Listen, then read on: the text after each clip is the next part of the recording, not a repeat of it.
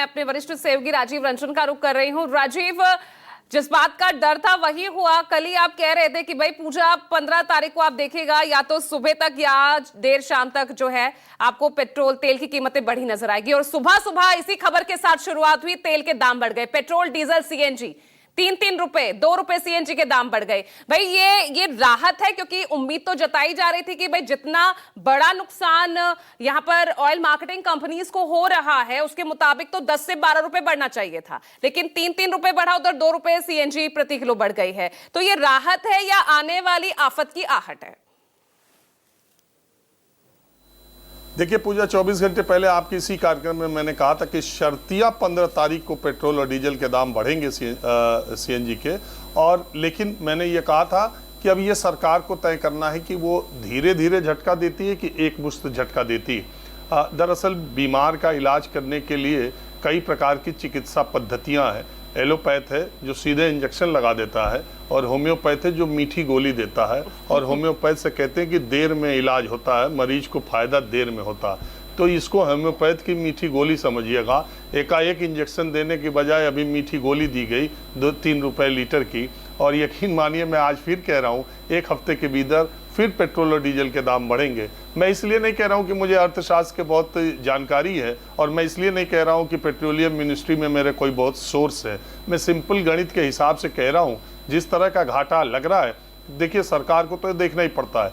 और वो जो परिस्थितियां हैं, जो विपक्ष एक सवाल उठा रहा है, वो जायज है कि जब पेट्रोल कच्चे तेल की कीमतें इतनी नीचे चली गई थी तो उससे जनता को राहत नहीं दी गई। उसके बहुत कारण बताए जाते हैं कि उद्योगपतियों को भी और फायदा पहुंचाने के लिए या इंफ्रास्ट्रक्चर को बढ़ाने के लिए जिन पैसों की ज़रूरत है, और अभी कोई महंगाई उतना बड़ा मुद्दा नहीं है। दूसरे छोर पर अर्थव्यवस्था ठीक चल रही थी, सरकार का प्रेरोगेटिव है। लेकिन आज की जो परिस्थिति है पूरी दुनिया में, कहीं भी आप उठाकर देख लीजिए, कहीं भी आप उठाकर देख लीजिए तो 2-5-10% कहीं नहीं है। मिनिमम अगर पेट्रोल डीजल की हाइक है वो 20% से कम पूरी दुनिया में नहीं है। तो हिंदुस्तान उससे अछूता कैसा रहेगा? तो 20 रुपए लीटर तक पेट्रोल डीजल को जाना ही है, अनलेस अनटिल ईरान ये फैसला न कर दे कि युद्ध कल से खत्म हो जाएगा। तो वो उसको 15 से 20 रुपए के बीच में पेट्रोल डीजल को जाना ही जाना है, उसको कुछ रोका नहीं जा सकता। बस सवाल ये है कि अब अगले हफ्ते शुक्रवार को 2-3 रुपए, फिर उसके अगले हफ्ते 2-3 रुपए। सरकार ने ये तय किया हुआ कि धीरे धीरे 1-1.5 महीने में करेंगे, परिस्थितियां देखते जाते हैं।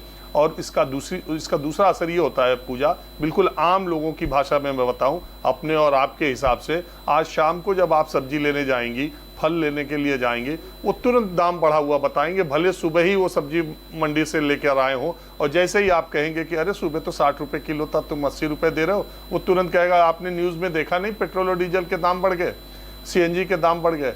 तो ये जो एक काम होता है, जो खुदरा, जो हमारी आपकी और देश के तमाम आम लोग जो खरीदारी करते हैं चीज़ों की, उसका इमीडिएट इफेक्ट पड़ता है। अगर 2-3 रुपए पेट्रोल बढ़ने से बाकी खुदरा चीज़ों पर इमीडिएट, मतलब घंटे भर भी असर नहीं पड़ेगा। सुबह आपने सब्जी फल जिस रेट में खरीदा, शाम को आप जाएंगी 10% 15% वो बढ़ा के कर देंगे। तो सरकार ने शायद ये भी सोचा हो कि इकट्ठे अगर इंजेक्शन ही लगा दें तो एकदम हाहाकार की स्थिति बन जाए। ये देशवासियों को इस बात के लिए तैयार रहना ही पड़ेगा, परिस्थितियां ऐसी हैं। मैं बार बार कहता हूं, वो तो चुनाव था कि 40 दिन आप उसी नशे में रहे, हम भी उसी उसमें रहे, और टेलीविजन पर आपने खाली बमबारी देखी और फाइटर प्लेन देखा, लेकिन उसका इफेक्ट आपके घर में, आपके किचन में, आपकी जेब पे क्या पड़ने वाला है, वो चुनाव के शोरगुल में आपको पता नहीं चला। अब आपको पता चलेगा। और प्रधानमंत्री ने जैसी अपील की, जिस तरह की रूपरेखा सामने रखी, उससे एक बात और है कि एक पैनिक बाइंग भी हुई। हालांकि सरकार ने 2 दिन बाद ही उसको तुरंत सही किया कि ये इसको ऑस्टेरिटी मेजर्स न कहा जाए, क्योंकि हम कोई कल्याणकारी योजनाओं में कमी नहीं कर रहे हैं, कोई सब्सिडी में कमी नहीं कर रहे हैं। उन्हें एहसास हो गया कि प्रधानमंत्री के बयान का असर कुछ दूसरे तरह का समाज में जा रहा है। आपको मालूम है, एक रिपोर्ट आई है, उसमें कह रहे हैं कि उनके बयान के बाद सोने की खरीदारी में पैनिक बाइंग हुई और उसमें तेजी आई, और इसके बाद इमीडिएट सरकार ने सोचा कि इसको जो है ड्यूटी को बढ़ा के 6 से 15% कर दिया जाए। उससे सोना जो है तुरंत 11 से 12 हज़ार और चांदी 20 हज़ार और सोने के 25 हज़ार रुपये महंगा होने की बात कही जाए। महंगाई के ज्वालामुखी पे हम बैठे हुए हैं।